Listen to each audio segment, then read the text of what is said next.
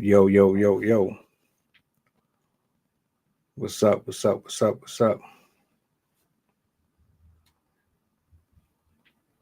No theme music. Not for this one, at least. I'll spin back on it tomorrow. The Addict open mic returns. Shout outs. Peace, blessings, glory, praise, and honor to the Most High. Welcome to another episode of Assembly of Excellence podcast.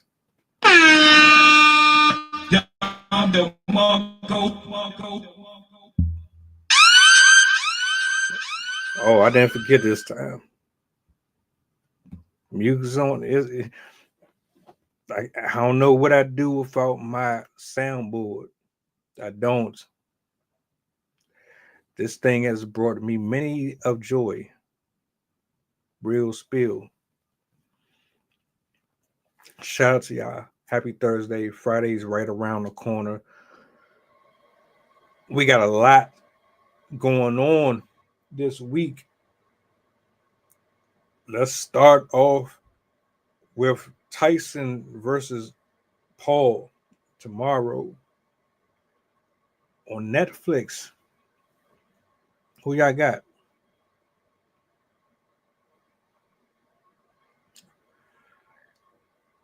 If you had to put money on anyone right now, who are you going with? I ain't gonna hold you. My money is on Tyson. My money will always be on Tyson. I don't care how old he is. My money will always go to the more experienced veteran. But we're gonna see, man. A lot of people doubting that he can hang in there with that young man. But I ain't putting it past him. I got Tyson shocking a lot of people. I do. But that's just me. You might feel otherwise. I'm definitely tapped in.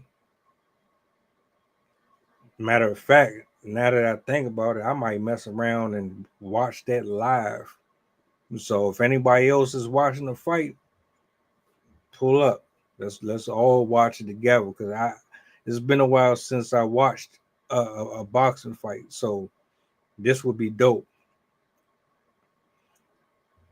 But anyway, man, shout out to my writers, my poets, my content creators, my singers, painters, all of you guys, man. Salutes.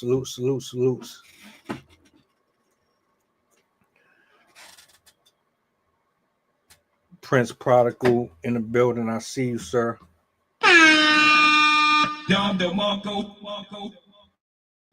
I'll be here when you're ready.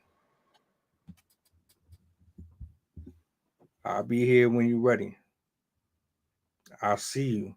I see your work. It's undeniable. I know you're tired. Trust me. There will be a seat waiting for you when you arrive. Just make sure you take your shoes off at the front door. I don't want nobody walking around my house with their shoes on. I'm ready to get into tonight's discussion. This is an interesting one. I'm curious to see how the good people will receive this one. I got my brother in the building, Mr. Matthews. Y'all already know the vibe. If you're not familiar, get familiar. I'm gonna bring you up now, bro. And we're just gonna jump right into it head first. Y'all show some love. Hard, fast, and rough, just the way I like it. Shit like that. Bang, bang, Hey, what's good, man? How you feeling, bro? I'm feeling great. Finally got some momentum going back into my clients' projects that I've been working on. Been using a platform I was not familiar with, and so I was hitting a wall. And one of my clients, I was like, "We need to get this one thing. We need to get this tool that will help you better." And she's like, "Well, I want to try this first." I'm like, "Well, you're the client, man. You do what you got to do." So 2 weeks of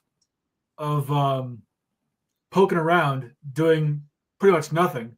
I'm like, all right, it's time we go. It's time to go to this. You had your fun. Now it's time to get back down to work. Let's do this. So she finally got the tool, and within the first, I don't know, 10 minutes, no, in the first 2 hours, because I had to wait for the time for the call, I was able to figure out more in 10 minutes than I was able to in the previous 2 weeks, because I actually had the tool that I needed. And I was like, if we had gotten this sooner, it would have saved so much time. But like I said, she's the client. So Hey, you got to figure it out, though. That's all that matters. yeah, so we're running on all there, as long as I get there. Running on all 6 cylinders now. So too bad it's an 8-cylinder vehicle.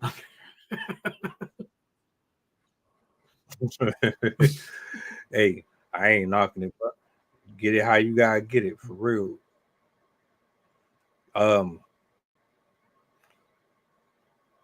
Tonight's discussion was inspired by a brother on Threads. Shout out to him for this one.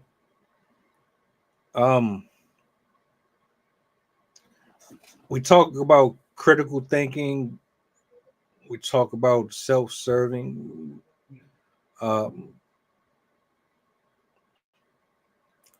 We've covered a number of different illnesses, a number of different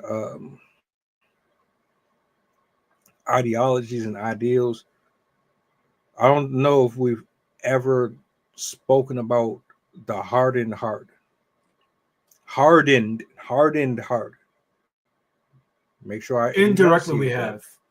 Yeah, we have indirectly, and this is going to tie into many of the other things that we've talked about, because the basis of this is the capacity to trust. Exactly. When I read the post, I had to sit there and really think about it myself.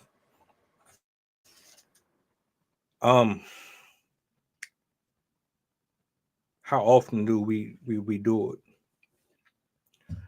Where someone is trying to give us information for the greater good, and we reject it. It becomes something that gives the impression that you're being attacked, or someone's trying to be parental or controlling or manipulative, or whatever it is in the message that is being handed out to you comes off as if it's indirectly challenging you to face yourself, and you just reject it.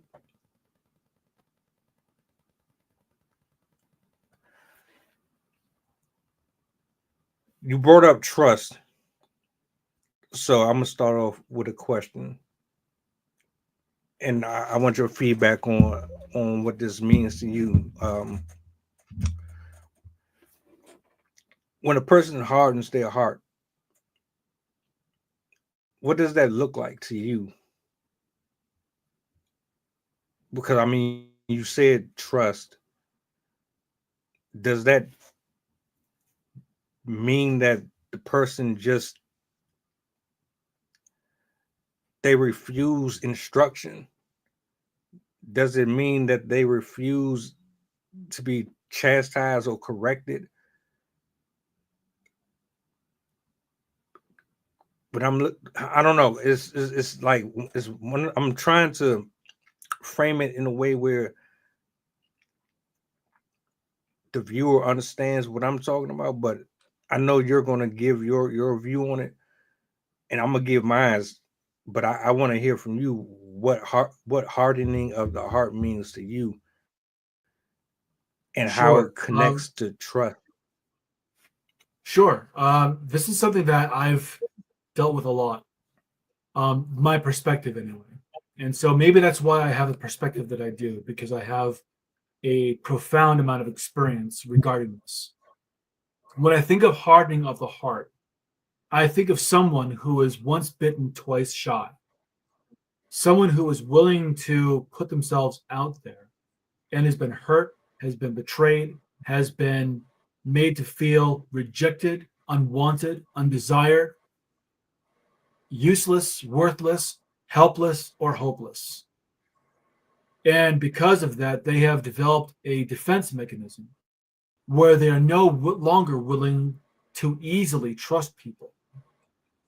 They have up this barrier. They're guarded, and they may seem polite, but the relationships only go so far. And this is the definition of being hollow. When you are unwilling to have an amount of depth that creates a sincere connection, you're willing to have a superficial interaction with someone, but it only goes so far before they realize that they've hit a brick wall, and you are unwilling to open up any further because you've learned that by doing so, it can create problems. And the last thing you want are more problems. And so you just decide that you're going to only have a certain level of interaction with people. And this may feel like a protective mechanism, but really it's robbing you of opportunities. I can understand why, in my case, I can understand why I would be guarded with certain people, where people that have called friends have betrayed me in the past, and I no longer want to trust them. Relationships that I've had, I've been burned by because I felt like I've been taken advantage of, or I've been abused in some way. I can understand why I would harden myself against them, unwilling to trust them, unwilling to give them another chance because I know what that looks like. The problem comes when you use that as a universal measuring stick for all people. When you look at the entirety of humanity and all the potential connections, all the potential opportunities through the same lens of the possibility of being hurt, you create a sense of an unwillingness to connect. And you've created that because that's exactly what it is. You've constructed that. And through that, you limit yourself in the opportunities and the interactions you can have with other people that could actually drive your career, your relationships, your emotional well-being, your friendships, your social circles, your advancement in many different ways, but will never happen because you've limited yourself based on your own perception. So this is what I think of when I think of hardening of the heart. I'm gonna yield the mic. You made a lot of great points. I agree on a lot of it. To be honest, a lot of this is our fault.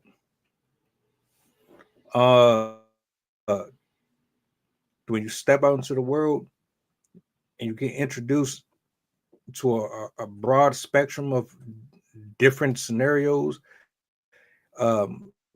people, places, intangibles, and certain factors come into play with lusting and the things that you desire and need and want, you harvest and create outcomes and situations that perpetuate the internal mire that eventually gets corroded over time, the more and more you step out and get involved in things that you shouldn't necessarily be getting involved in, but you do so because you're curious, or maybe if you want to be an advocate for playing the innocent role, you didn't know what you were getting yourself into. Somebody forced, let's say someone forced you to do what you did, or they took away your rights to the side if you wanted to, if you want to go that route. But overall, we make a lot of the decisions we make, and then when you get what you get back from it through karma or whatever universal wording you want to ad lib to it to make it fit your own narrative, then you get bitter and you get all of this, I don't trust and I don't this and I don't that. Well, how did you get here? What's the cause of it? There has to be a root problem. No one is just, at least in my opinion, no one is just given a heart of rock.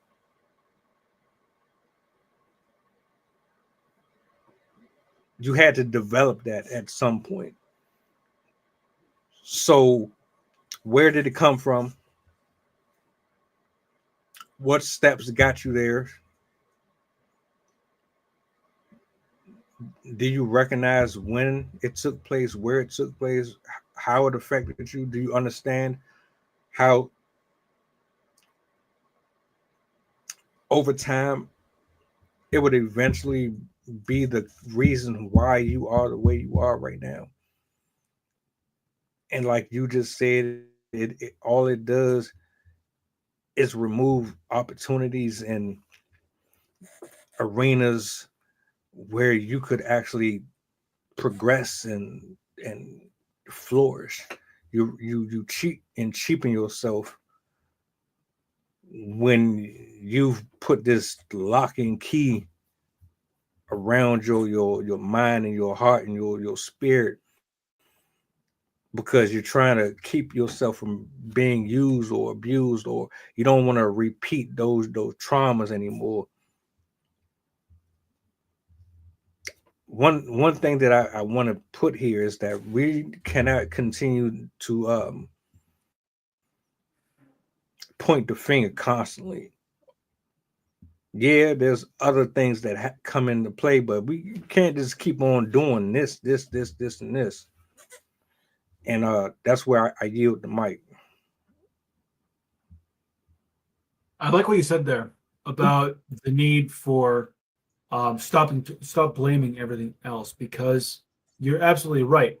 There are 5 controllables that every single person has: your thoughts, your feelings, your beliefs, your decisions, and your actions. That's it. 5 things that you have to control. That's it, just 5. And if you aren't controlling those 5, they're controlling you. If you are focused on the things that you can't control, the uncontrollables, which you can't make a list of because it's borderline limitless, the amount of things you cannot control. And when you focus only on the things that you can control, accept the things that you can't, you begin to realize that there's a lot more that you can control than you can't. Because again, it's 5 things. And those 5 things, they drive everything that you do. Everything that you think, believe, feel, and ultimately do are based on those 5 things. And as long as you are willing to control them, you are more likely to live a life that is at cause. Someone insults you, you can either be emotionally reactive or you can choose to not react. If someone cuts you off, same deal. If someone tells you no, you can either be grumpy and go along with what they've said, or you can find a workaround. It's the biggest thing that I've been taught, and I like to really drive home to other people, is that your limitations are only in your imagination. You're only limited by your imagination. If you can imagine ways to do something, and you can think of ways to get it done, and you can make a plan of how to do it, make the decision to act, and then follow through, nothing can stop you. It's all up here. That this is the entire limitation that you have is the quality of your thinking. And once you've decided that you want to control those 5 controllables, you're going to have a very productive and very fulfilled life, because you're going to realize that the only person who can limit you is yourself. And once you take the limiter off, I mean, at first it's overwhelming, the things that you are capable of. But this is why it's important to have a plan. Ensure that you have a goal in mind, make a plan to achieve that goal, and just become 1% better each day. I yield the mic. You know what you need to be looking out for? If you're someone who likes to hold themselves accountable, push the goddamn button. Push the goddamn button. You absolutely 1000% need to understand that just because you decide, okay, here's my problems, here's everything that I'm bad at, that I need to work on, and you decide, let's say you do it like Jason just said, you do it one at a time. Well, you need to accept the fact that what comes, those uncomfortable positions that you're eventually going to get placed in, you're going to have to accept that.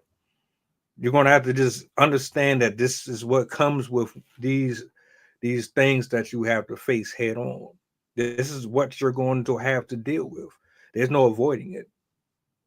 You're coming out of something that you've been used to for who knows how long.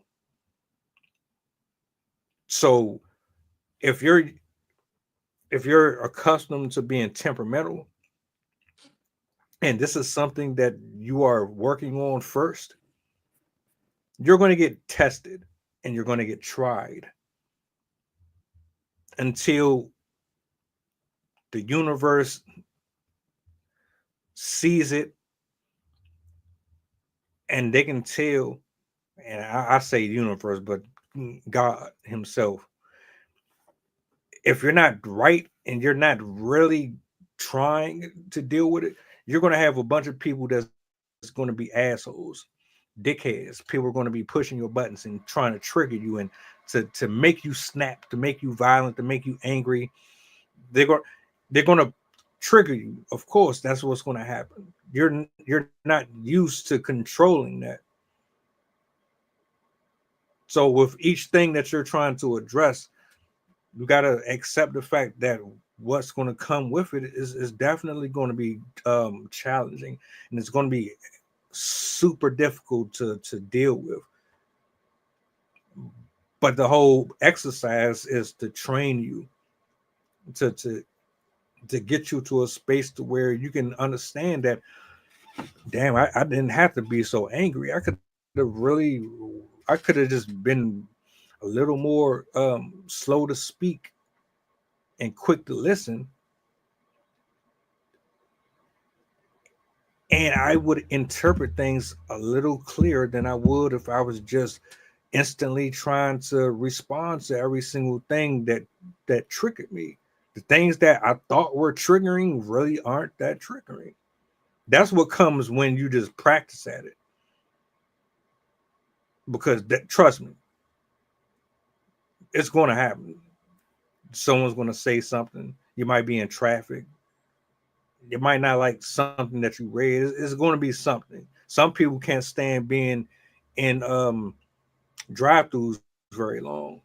Some people are very impatient with the person at the window. So I like what you said about having those 5 different things that either control you or you control it. I just wanted to add in addition that even trying to just first of all, congratulations if you're even at a place to where you're trying to just remove that stone tablet from around your heart, because you understand that this is hindering you. But now you really you're now it's time to really do the work. And yeah, I yield the mic. Now we're coming to the crux of the issue, because notice how not one of those 5 controllables that I talked about was results or outcomes, because you can't control the result or the outcome. All you can do is look at what has resulted in your action, accept it, and learn from it. What could I do differently to avoid this outcome in the future? Or how can I get a better result? How can I improve to make sure that I get a result that is closer to what I'm looking for? And this brings us full circle back to the idea of the hardening of the heart.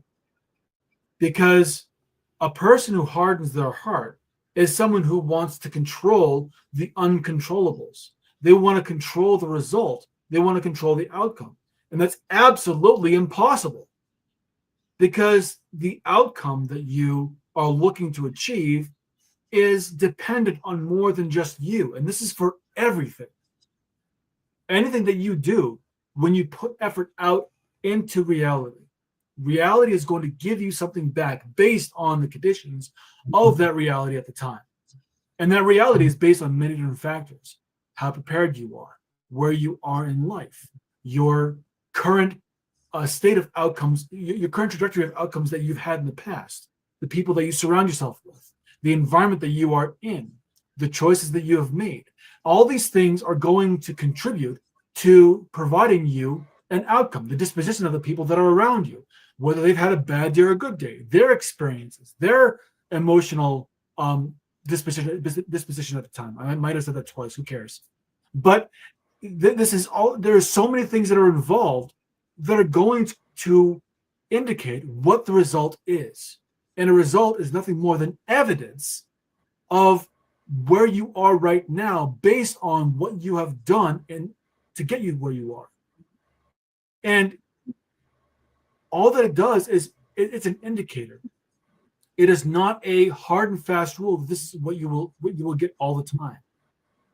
When you look at it as an indicator, you realize that it is changeable. And things that are changeable means that you have some control over whether you stay where you are, you progress, or you regress. Spoiler alert, staying where you are is the same as regression. So it's actually a trick answer. You look at 2 answers: forward movement or backward movement. That's it. So if you decide you want to have forward movement, it's because you see your reality as being nothing more than a result of the current conditions that you are in this moment. But conditions change. And the more you do to change your own personal conditions, your thoughts, your feelings, your beliefs, your decisions, your actions, the closer you are to getting a result that is going to be closer to your goal and further from the result that you have gotten now. And that's a good thing, because it shows positive movement. And as long as you are working towards your goal, again, even if it's 1%, 1% doesn't mean anything. It's not even a number. It's an indicator of growth. And by moving forward 1%, you're still moving forward. And that's to be celebrated. But when you expect that, I need to have 10x growth. I need to make sure that I'm at this point because there's someone else who I heard on a podcast somewhere who doesn't know me from a hole in the wall told me that I need to know this. I need to do this, even though they have no idea where I am in life, what my conditions are, what my current mental disposition is, or anything. But I got to do this because they said, who cares? The only thing that you have to understand is where you are right now, where you want to be, and what it takes to get there. The amount of time it takes is how long it takes. You can't control time. No one can. Time is something we are all at the mercy of. What you can do is you can control your attention, what you attend to, what you focus on, and what you bring your energy to. And whether it's business, relationships, your family, your friends, your current living environment, no matter what, when you put your attention in a certain place, it is going to change the quality of that thing that you are focused on. And the greater positive attention you have, the greater positive movement you're going to have in a direction towards your goal. I yield the mic. Stop blaming. Stop blaming. Stop blaming. Stop blaming. Look, here's the thing, right? You know the yin and the yang. There's always this balance to everything. There's always a scale. You either tip it one way or you tip it the other. So ask yourself this question: how far has been well? Let me say this: a hardened heart is a rebellious representation that you're projecting to the entire world, spiritually, physically. To me, when you're basically saying, I'm not going to listen to your warning signs, I'm going to ignore this big ass stoplight that says do not go, train coming, and you're just going to keep going anyway. You've essentially said, I don't trust, I don't believe, I need what I need right now, I want what I want right now. What you're saying to me sounds okay, but it's not going to bear me the results that I want immediately. So I'm going to do what I want. I kind of feel like I'm swaying a little bit towards taking someone's knowledge and wisdom, and I'm looking at them like, all right, you're telling me not to sleep with such and such and sleep with such and such because of whatever reasons. You're not really giving me an explanation why I shouldn't do it. You're basically just telling me not to do it. But my flesh, it rules me. My flesh wants what it wants. So why should I have to listen to a word that you're saying? Why do I need to listen to any of your advice? Why, Jason? Why do I have to hear anything that you're saying to me? You got all of this history. You've read all of these books. You know all of this. You've seen all of this shit. But you're not giving me a reason why. You're not telling me why I need to do this or why I need to do that. We're damn near the same age. I might be a little younger or I might be a little older. It doesn't matter. Why should I listen to you? My experiences are complete. My experiences are complete. I'm promise I'm gonna land the plane. My experiences my experiences are completely different, but they're similar, but they're different. So I already got this out. Like when you're a person who has fucked and sucked a million different penises, and you done been in and out of different vaginas over your life, and you've been through shit. How often are you willing to listen to someone else? Because by that time you've already done been distorted by different people experiences, etc., etc. I yield the mic. So I love that question that you asked. Why should you listen to me? And the answer is you shouldn't.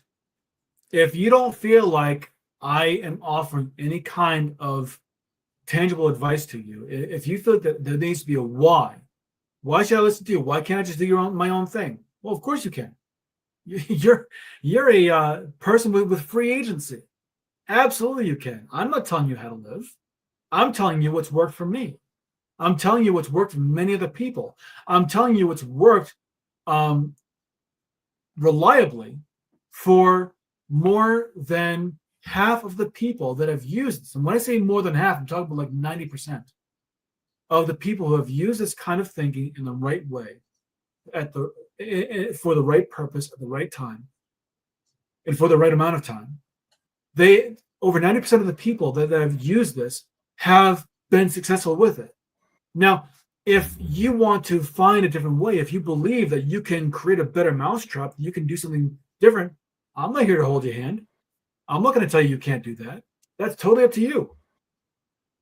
All that I can give you is my own experience. I've effed around and found out plenty of times. I found the wrong way to do things over and over and over again. And I've said to myself, self, I don't want to do that any longer. Let's create a better way. And so, yes, I read a bunch of self-help books. I found better ways of doing things. I really immersed myself in knowledge. But then I went one step further and I applied it. I applied these things that I read about. I applied these things that I learned, that other people who are smarter than me have talked about. I've applied them. I've tested them out to see how they work. And all that I can ask is that you do the same. You, as someone who is a free thinking, free feeling, free actionable person, try them out. What do you have to lose? Nothing. But if you don't want to, that's your choice. All that I can do is give you an idea. And I give you that idea because I care about you. As a person, I care. And so I'm going to give you this advice. I'm going to give you these suggestions. Whether you follow it or not is completely on you. I'm not your parent. I'm not your guardian. I've got no skin in the game at all.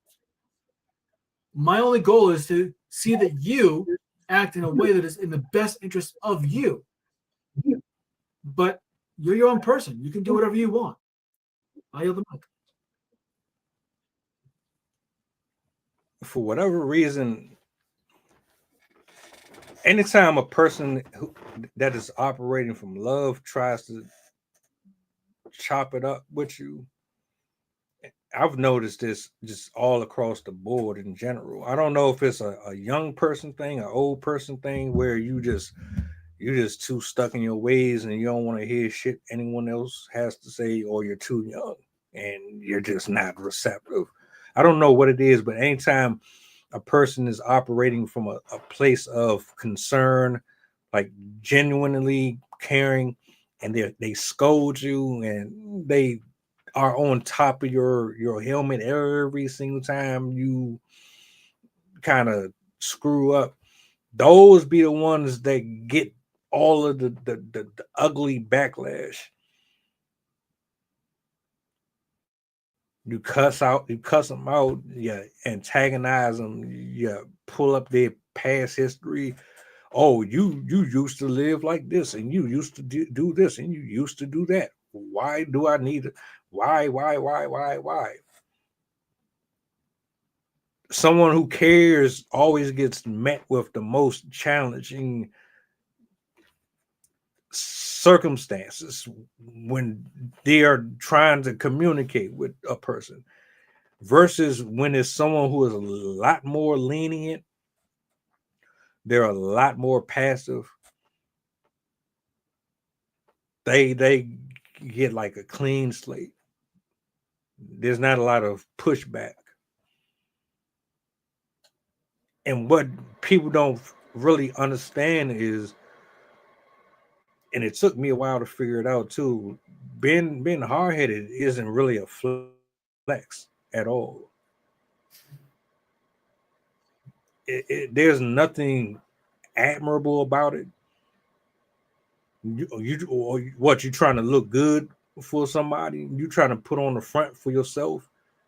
Humble yourself, please. That's what you should be doing. Absolutely. I don't know why.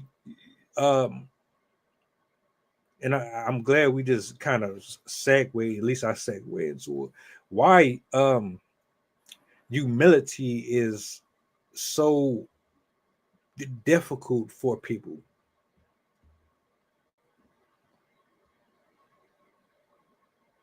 Like being meek and vulnerable and saying, yeah, I am at the short end of the stick. Yeah, I need help in this. Yeah, I'm wrong. You're right. Help me. I am not in the best place right now. I'm in trouble. Why is being humble and having that such a problem for people? So you would rather just, you wrong. You know that you're about to do something stupid or you're doing something stupid, but you would rather just, oh, I know I'm wrong, but I don't want them to know that I'm wrong, because if they know that I'm wrong, then it's gonna, so you just gonna pretend that you're right even though you know you're wrong and still continue to do what you're doing. Make that make sense to me, please.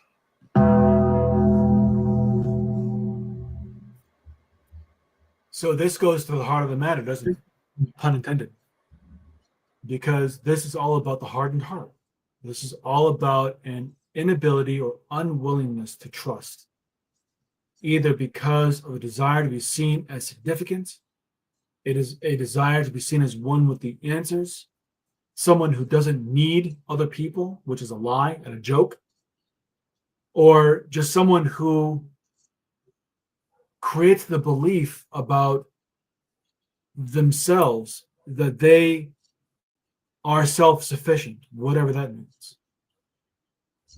And you're right, it absolutely is a fallacy, because as most people know, or as they come to find out, even those who do have the either the hot girl summer or the 304 mentality, or the just running hot and loose, or the desire to just constantly be the alpha, whatever that means, what they all eventually come to understand is that it is impossible to do it alone.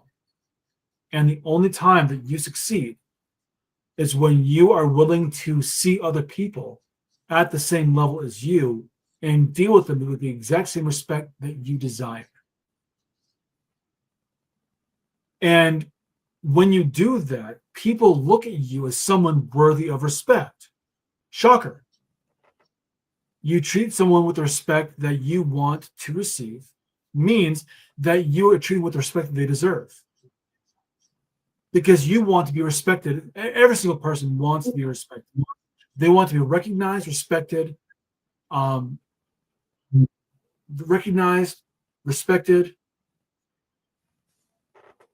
valued. And there's one more, but I forget what it is. But those are the big ones. They want to know that they matter. People want to know that they matter, because then they feel like they belong. And when a person feels like they belong, they're more likely to contribute. in a meaningful way, whatever that means. It means different things in different circumstances. But just the act of treating someone with respect, giving them the honor of being seen as being human, which is the only thing we're required to do. Mel, the only thing that I'm required to do for you is to give you the benefit of being human. That's it. Recognize you as someone who has their own independent thoughts, feelings, beliefs, decisions, and actions, who has full agency of your own destiny, and that has the same desires, fears, and everything else that I have. That's all that I'm required to do. And if I do that for you, you're going to feel that I'm treating you like a friend. Guaranteed. Because I see you. And if you go around and you treat every single person like that, and they, whether they respond to it well or not, doesn't matter. Because remember, you can't control them. You can only control yourself, the 5 controllables. But by doing that, it demonstrates that you are willing to trust other people, that you are willing to receive what you are giving. And that is what relationships are based on. It is the belief, or it is the practice of me treating you like a human being, and the ability to accept that same treatment in return. And by doing that, we have a common ground that we can build some kind of connection on. But if you have a hardened heart, you make it impossible for that to happen. Because not only have you limited your connection with others, you are also insulting other people at the same time. Because what you're telling them is that they do not deserve to be treated in a wholesome way. Because you will not be treated in a wholesome way. And so it creates problems. It comes right back to what we were talking about, what I defined a hardened heart in the beginning. We now see this in practice. How the inability to treat other people with the respect of being human creates problems in your relationships, in your career, in your fulfillment, your purpose, everything. And so you rob yourself and you rob others of the benefit of being treated like a human being, being given that honor of being treated like a human being. Because being human is honorable. I yield the mic.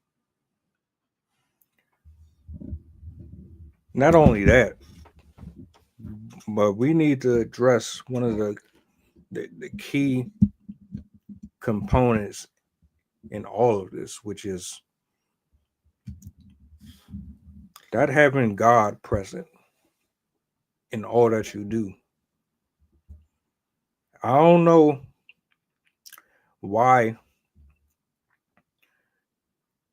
we I had a conversation with a driver, and he asked me, why is it that people get so bent out of shape over politics and religion? Because I told him, I do podcasting. I don't know if he's watching now or not. And, my response to him was, well, I think that what happens typically is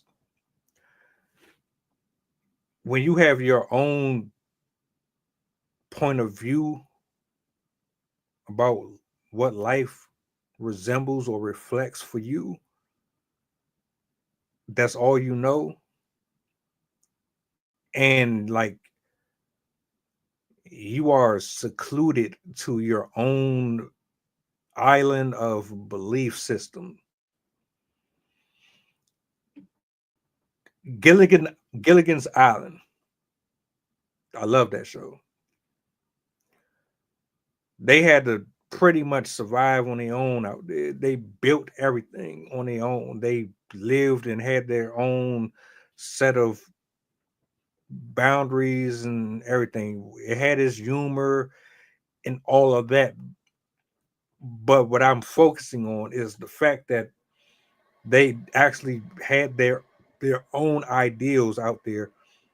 They still added elements of the world within it, but I think that people that are stuck in their ways and they're not available or open to the possibility that there's something beyond what they see and what they know, they can't have those type of conversations. And what always ends up happening is they resent you, or they misinterpret your message and their message. They don't find the proper way to excommunicate both thoughts, and it turns into something that it never needs to be in the first place. That's what I see when we don't have like this connection to God, to the word, and we want to live the way that we want to live and hear what we want to hear and see what we want to see and accept what we want to accept when we want to accept it. And the byproduct of us living on our own little cozy island is nobody's coming to save you. When them waters come and they start to crash into your little coconut house and it starts knocking over everything and your fire no longer is able to be kindled and things just start falling and getting sucked into the ocean, what happens? You go back and rebuild it all over again. You refuse to accept the fact that the byproduct of your behavior and the way that you see yourself and how you see life, it answers you, but you don't respond the way that you should be responding to it. And so everything that you said is spot on with interacting with humans on that level. I absolutely agree 100%. It has hindered a lot of connections. It has disconnected a lot of people from really understanding another person. And that real human interaction is so absent that is just like obvious. But how do you even know how to do any of that stuff if you don't have God in your life? He's the one who gives you that ability to discern, to comprehend what wisdom is.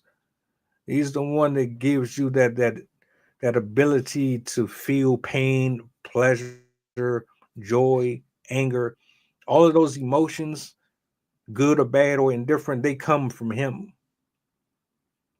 You remove him out of the equation, what are you left with? You have to replace that with something. But your heart is hardened. So how can you receive anything? I yield the mic. So I love what you said there about how can you do that without God in your life. And I'm going to turn back to something that I had said before, and for those who aren't religious, who don't agree with what I'm about to say, that's fine. I totally understand that we're not always going to agree. But I wanted to pull up something because I thought I remember reading somewhere in Genesis that talks about this exactly. How can you do this without God in your life? And in Genesis 1:27, it says, God created man in his own image. In the image of God, he created him. So the way that I interpret that is if you give each person the honor of treating them like a human being, recognizing them truly as someone who has their own thoughts, feelings, beliefs, decisions, actions, fears, ambitions, drives, etc., who is a free thinker in charge of their own agency. You give them that understanding, or you demonstrate that understanding. You are treating them in a divine way. Because if we are created in the image of God, if we are God's reflection, then by treating us in the way that we were created, it does honor that station that we were given. It honors us at that level. It creates that wholesome sense that, yes, this is who we are. This is who I am, and you see me, and I feel loved because of that. I feel like I belong because of that. I feel like I am okay because of that. The simplest thing really has so much that is wrapped up in that. Just the ability to treat someone with the respect of being human. I yield the mic.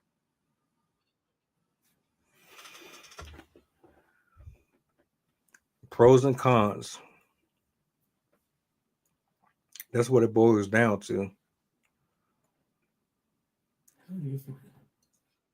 What do you really actually gain from holding or restraining yourself? What did that person have to do with your poor decisions and choices with men and women? Why do you think that by you withholding information or being cold or detached, that's going to make things any better? How do you feel or believe that you closing your legs and not being loving or caring or invested in another person is going to save you from feeling any type of pain or hurt or ridicule? The the heaviness that has to come with having such a cold, detached, unwelcoming part of you always with you from the time you get up to the time you go to bed has to be exhausting. Has to be mentally, emotionally, and spiritually draining. I can only imagine how heavy that must feel. Because you can only get frustrated with yourself. You can't get frustrated with nobody else because you're the one that's walking around with it all day. You're the one that has to deal with that and figure it out. Because you don't want to hear from nobody else.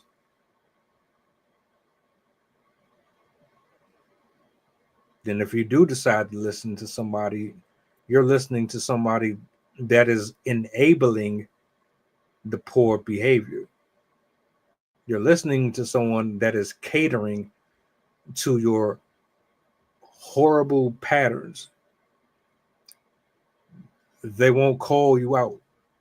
They won't say what is necessary to get you to see what is working, what is not working. You're defeating the purpose. You're blocking your own way. What you think is working is not working. But you refuse to be humble. And I'm trying to think.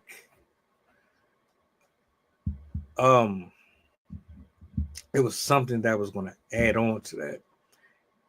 and it's funny because you brought up Genesis, and there's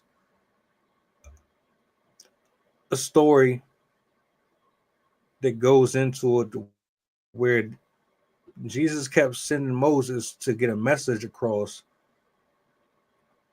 but the king, his heart was hardened. He refused over and over and over again. How many times before something has to happen that is extremely impactful in order for that ice around you to be broken and chipped away at?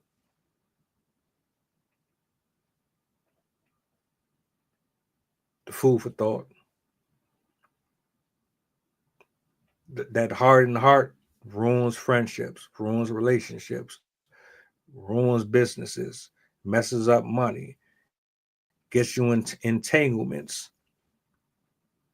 People don't want to be around you. People don't want to deal with you. They go on with their own path and move on to bigger and better things because they are not still in that space that you're in.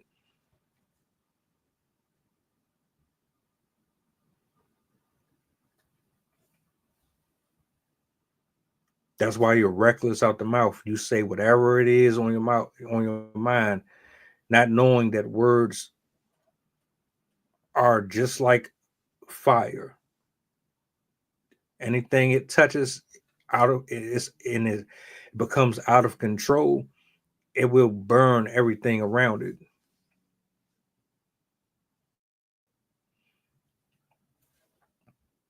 But that's just my thoughts on it.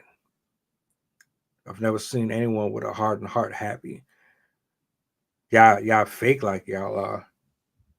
I pretend like you got it all figured out and you got it all together, but I know better. You're tortured. You say one thing, you really mean something else.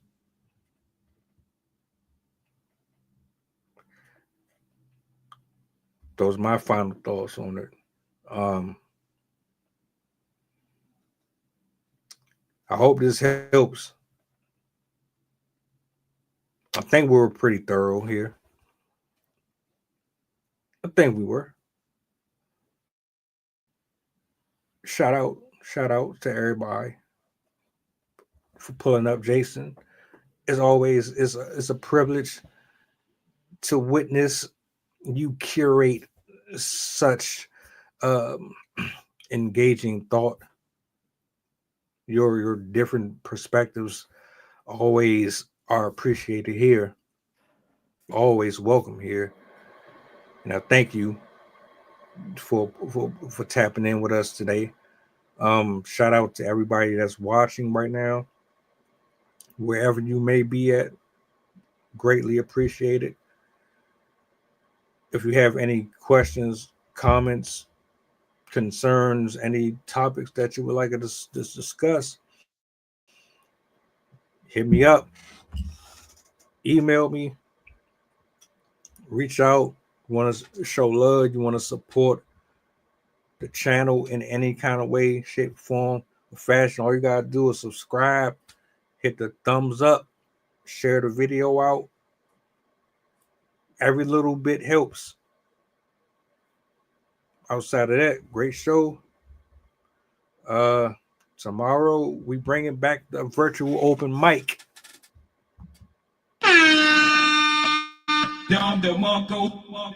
Yeah, we about to get it back again. I'm excited. It's been a while since we did one, so we're gonna close the Friday out the right way.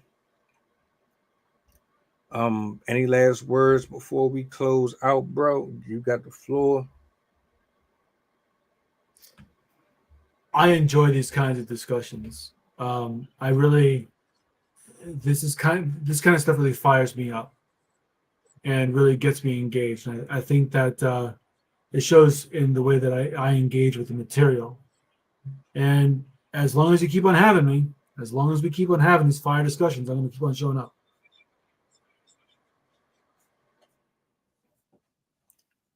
Gotcha, sir. Well, you enjoy the rest of your evening.